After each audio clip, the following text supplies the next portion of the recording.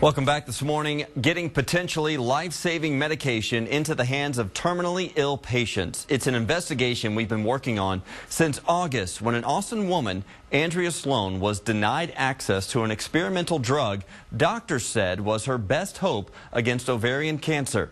KXAN investigator Shannon Wolfson went to Washington, D.C. to uncover who controls access to the medicine you need.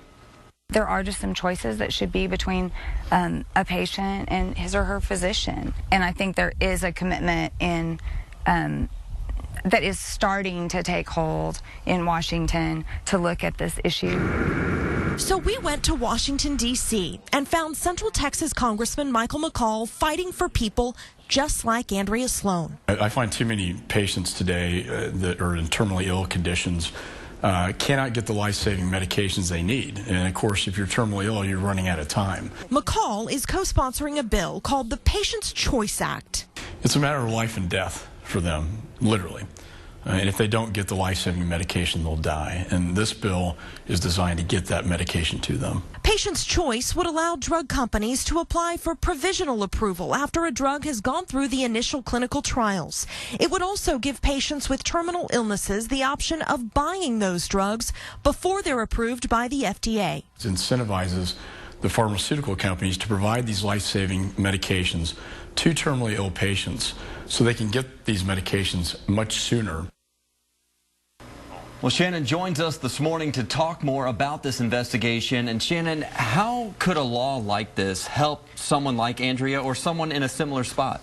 So Andrea obviously had to wait a long time to get her compassionate use drug. Right. The initial drug company denied her access. So a law like this would basically give the drug company an incentive ahead of time to get their drug basically pre-approved. It would allow them to apply for provisional approval from the FDA so that when somebody like Andrea Sloan requests the drug, they don't have to go through all the red tape and the process for this single patient.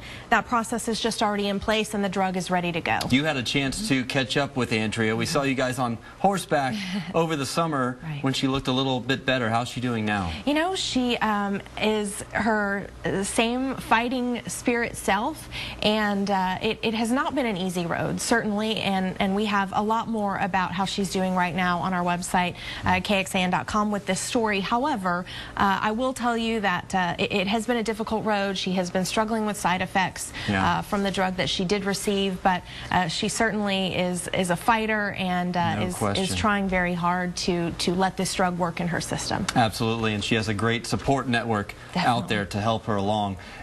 If one of our viewers feels very passionate about this subject, what can they do to get involved? Really easy. Contact your lawmaker. You know, this legislation and possibly even additional legislation we've been told may be proposed in the coming weeks and months.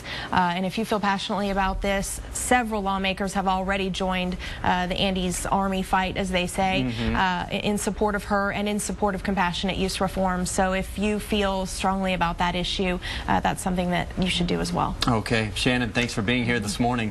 You can find Shannon's full investigation online right now at KXAN.com, along with all of our previous coverage of Andrea Sloan's Fight for Life.